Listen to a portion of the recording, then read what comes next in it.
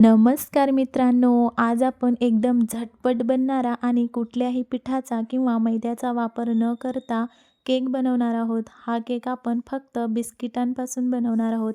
तुम्हाला विश्वास नाही बसणार, हा एकदम मस्त लागतो खाण्यासाठी. त्यासाठी मी इथे 3 ते 4 पॉकेट हॅपी हॅपीचे बिस्किट घेतलेले आहेत. तुमच्याकडे दुसरे कोणते असतील तर तुम्ही ते देखील घेऊ शकता. पण चॉकलेट केक खायला खूप छान लागतो, म्हणून मी इथे हॅपी हॅपी बिस्किट घेतलेले आहेत. ह्याला छान असं मिक्सर ग्राइंडरमध्ये आपण छान बारीक करून घ्यायचे.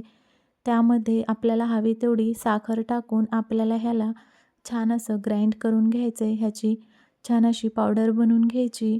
संपूर्ण बिस्किटांची पावडर बनवून झाल्यानंतर त्यामध्ये पाव चमचा बेकिंग पावडर टाकायचं आणि अगदी थोडंसं बेकिंग सोडा टाकायचा. हे सर्व व्यवस्थित मिक्स करून घ्यायचे. सर्वात आधी आपण डब्याला इथे तेल लावून घेणार आहोत, ज्यामध्ये आपल्याला केक बेक करायचा आहे. त्याला सर्व बाजूनी तेल लावून घ्यायचे. मग ह्या आपल्या मिक्सचरमध्ये थोडंसं कोमट दूध टाकायचे.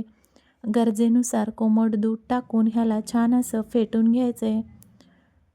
अगदी थोडं थोडं दूध टाकून आपल्याला ह्याला मिक्स करत राहायचे, अन्यथा ह्याचे गाठी बनतील.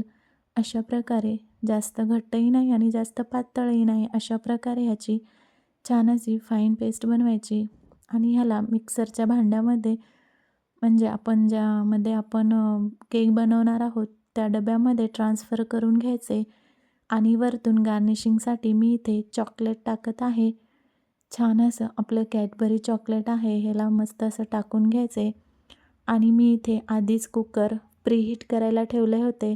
त्यामध्ये एक चाळणी ठेवून आपला हा डबा त्यावरती ठेवून द्यायचा आणि वरतून झाकण लावून टोपणची आपल्याला शिट्टी आणि रिंग दोन्ही काढून ह्याला आपल्याला बेक करून घ्यायचे. 5 ते 10 मिनिटासाठीच बेक करून घ्यायचे.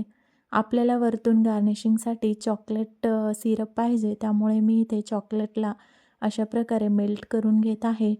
त्यामध्ये थोडंसं दूध टाकून आपल्याला कुकरवरतीच ठेवून द्यायचे, जेणेकरून ते मेल्ट होत राहील.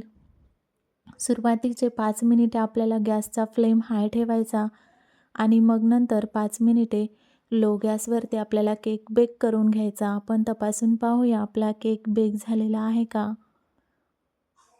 तुम्ही पाहू शकता किती सुंदर असा आपला केक रेडी झालेला आहे. हा बघा, बिलकुल चिटकत नाही आहे चाकूला, म्हणजे आपला केक एकदम रेडी आहे खाण्यासाठी. तुम्ही पाहू शकता किती सुंदर हा केक बनवून रेडी झालेला आहे.